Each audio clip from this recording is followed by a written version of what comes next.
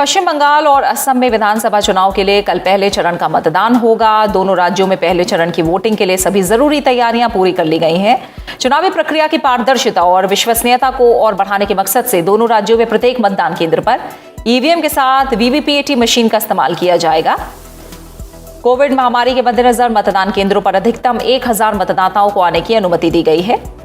Covid संक्रमित या संदिग्ध, दिव्यांग और 80 वर्ष से अधिक आयु वाले लोगों के लिए डाक मतपत्र के जरिए मतदान करने की व्यवस्था भी है। मतदान केंद्रों पर अनिवार्य रूप से सैनिटाइजेशन और मतदाताओं की थर्मल स्क्रीनिंग का विशेष तौर पर इंतजाम किया गया है। अति संवेदनशील इलाकों को छोड़कर सभी विधानसभा क्षेत्रों में मतदान का समय 1 घंटे बढ़ाया गया है। लगभग 50% मतदान केंद्रों पर वेबकास्टिंग की व्यवस्था भी की गई है।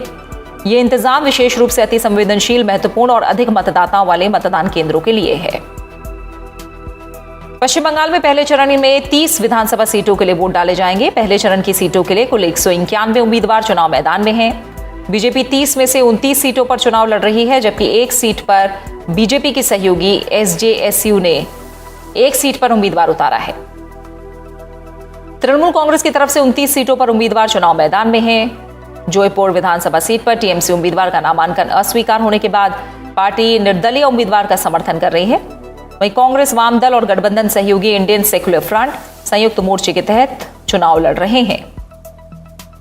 असम में पहले चरण के तहत राज्य की 47 विधानसभा सीटों के लिए कल मतदान होगा। इस चरण में कुल 264 उम्मीदवार चुनाव मैदान में हैं और इस बार 3 मुख्य गठबंधन चुनाव मैदान में हैं। बीजेपी के नेतृत्व में नेशनल डेमोक्रेटिक अलायंस में असम गण परिषद शामिल है।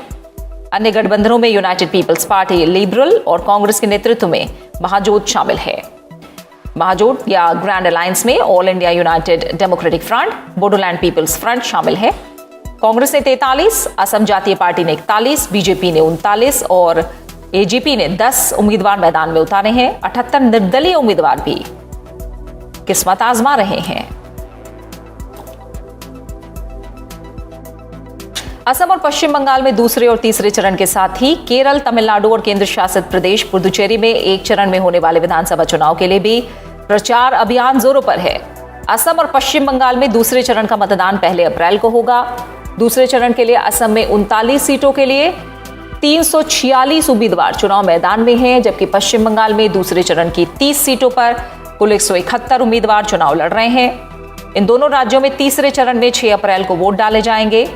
असम में तीसरे चरण की 40 सीटों के लिए 338 और पश्चिम बंगाल में तीसरे चरण की 31 सीटों के लिए 205 उम्मीदवार चुनाव मैदान में हैं। केरल, तमिलनाडु और पुदुचेरी में एक ही चरण में 6 अप्रैल को मतदान होगा।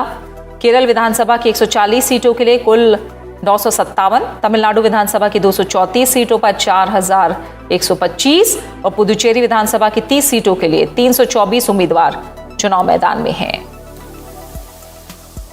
इनके अलावा तमिलनाडु में कन्याकुमारी लोकसभा सीट के उपचुनाव के लिए 12 उम्मीदवारों के बीच मुकाबला होगा। केरल में मलप्पुरम लोकसभा सीट के उपचुनाव में 6 उम्मीदवार अपनी किस्मत आजमा रहे हैं। इन दोनों लोकसभा सीटों पर उपचुनाव के लिए भी 6 अप्रैल को ही वोट डाले जाएंगे।